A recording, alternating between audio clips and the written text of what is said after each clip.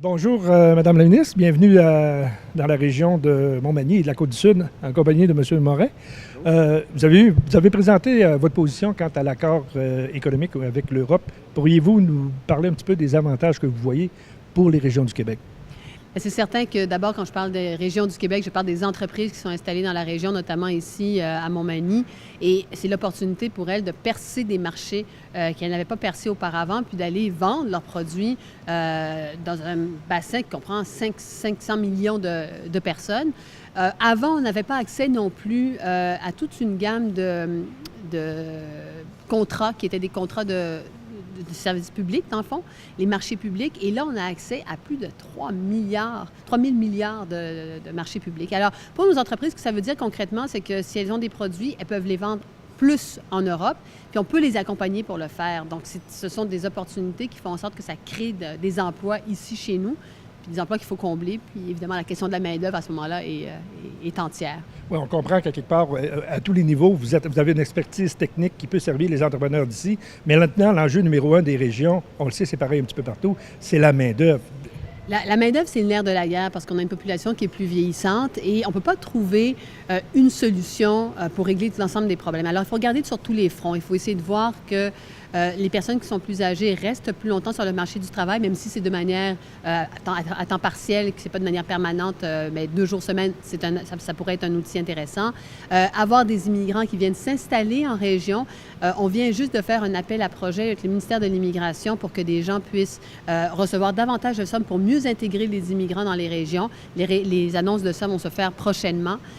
Donc, il y a un certain nombre de mesures que l'on a mises de l'avant. La formation est essentielle.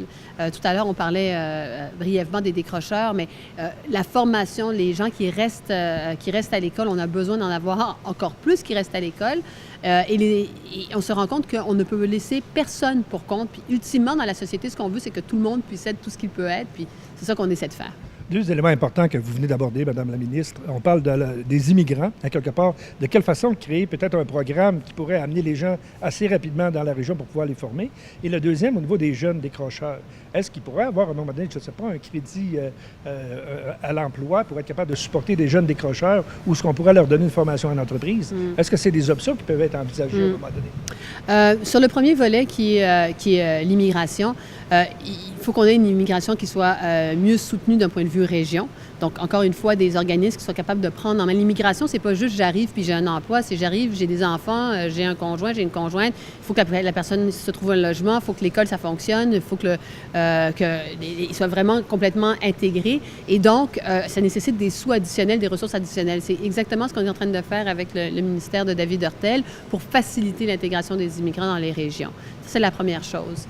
La deuxième des choses, évidemment, dans la question de l'éducation, il y a plusieurs choses qui sont en train d'être regardées à l'intérieur même de cette donnée-là. C'est-à-dire que, est-ce qu'il y a des formations directement en entreprise qui pourraient être données?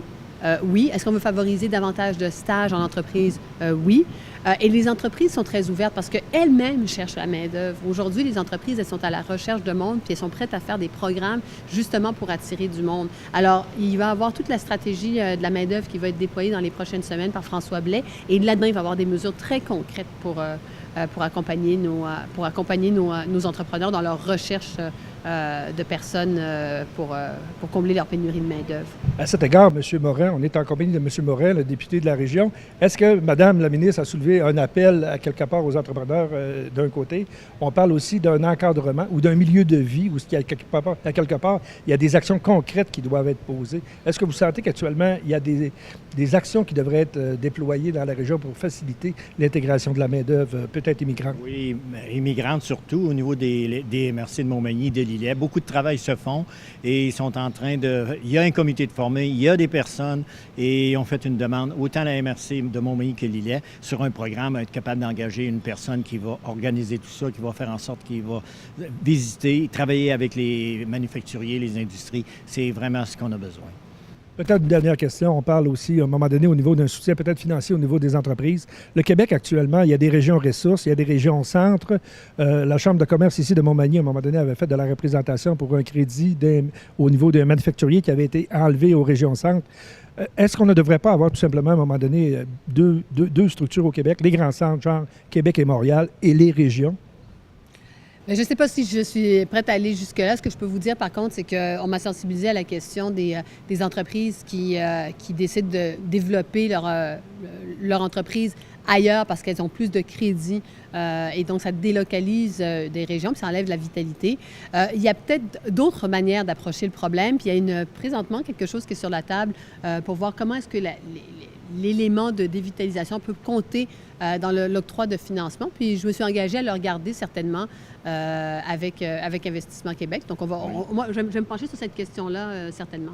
Il y a un travail de fait qui est assez pointu et lorsque Dominique va voir ce travail-là, je vais avoir quelqu'un qui va me supporter pour parler à mon ami Carlos. Parce qu'actuellement, on avait un exemple ce matin ou ce midi pendant le dîner où un entrepreneur qui a un commerce à Louisville a plus d'avantages, lui, en étant à 30 km de Trois-Rivières, alors qu'ici, à Montmagny, qu'on est quand même à quelques kilomètres de Québec, on ne peut bénéficier de cet avantage-là. Et il semble que Québec est beaucoup plus attractif que Montmagny au niveau de l'emploi. Bien, c'est ça, vous avez raison, mais il faut prendre en considération qu'il y a certaines régions qui ont des problèmes structuraux importants. Et c'est la raison pour laquelle on était allé initialement avec des régions ressources. Alors, je ne veux pas jeter le bébé avec l'eau du bain. Je pense qu'il y a peut-être des manières de regarder ça qui vont faire en sorte que ça peut changer la donne. Puis c'est ça qu'on va regarder, sans nécessairement changer toute la structure, mais amener une proposition bien spécifique qui fera en sorte qu'une personne n'ait pas à se déplacer à Louisville, qu'elle pourrait très bien rester à Montmagny et faire et avoir tous les avantages qui viennent avec. Merci. Bienvenue. Merci à vous.